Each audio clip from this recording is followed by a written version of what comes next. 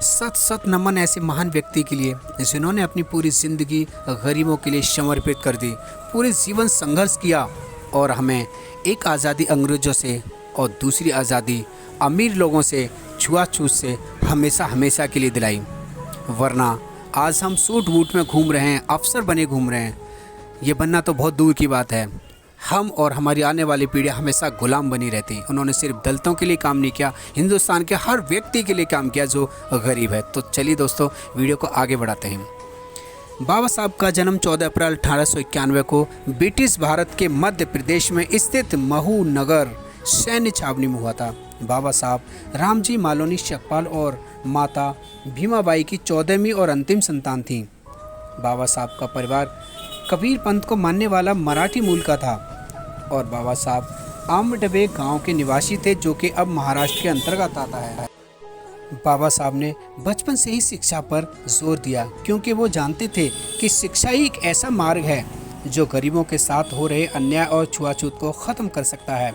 स्थानीय लोग भली भांति ये समझ चुके थे कि अगर इस बालक को पढ़ने लिखने का मौका दिया तो ये इतिहास बदल सकता है। इसीलिए अंबेडकर पर कड़ी निगरानी रखी जाती थी ताकि वो ठीक से पढ़ाई ना कर सके। इसके बावजूद भी बाबा साहब करीब 22 घंटे काम और पढ़ाई में ही गुजारते थे। वो रात 2 बजे सोते थे और सुबह 5 बजे उठ भी जाया करते थे। बाबा साहब के पास 32 डिग्रियां थी, साथ ही साथ उन्हें 9 भाषाओं का भी बखूबी ज्ञान था। बाबा साहब के बचपन से ही छुआछूत से गुजरना पड़ा। विद्यालय से लेकर नौकरी तक उनके साथ भेदभाव होता ही रहा। इस भेदभाव ने उनके मन को गहरी ठेस पहुंचाई। उन्होंने छुआछूत को हमेशा के लिए ख़त्म करने की बात अपने मन में ठान ली। उन्होंने कहा, देश में चुनाव होना चाहिए जिससे सभी धर्म के लोग हिस्सा लें। इसके लिए उन्होंने देश भर में घूम घूम कर गरीबों के अधिकारों के लिए आवाज़ उठाई।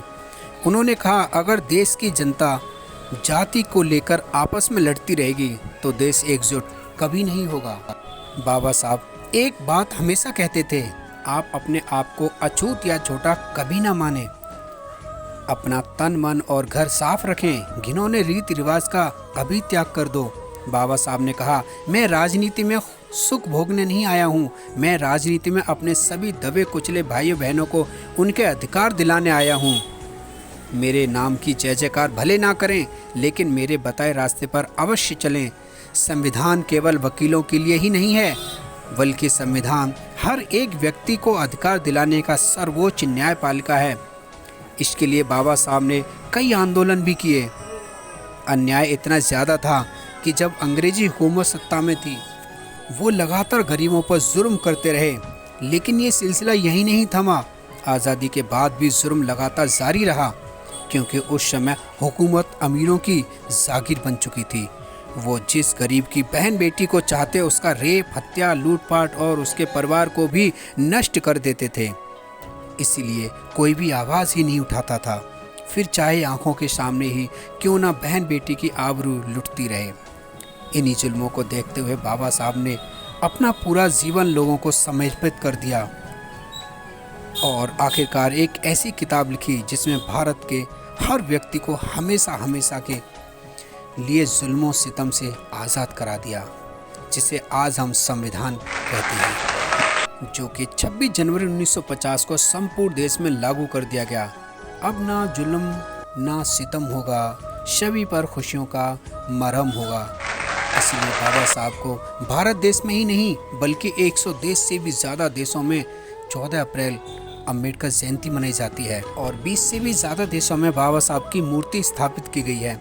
लेकिन आज भी ऐसे हमारे देश में बहुत सारे मूर्ख व्यक्ति हैं जो सिर्फ ये सोचते हैं कि बाबा साहब ने सिर्फ दलितों के लिए काम किया, जबकि बाबा साहब ने उस हर व्यक्ति के लिए काम किया जो छुआछूत से प्रताड़ित था, अमीरों के जुल्म सह रहा था।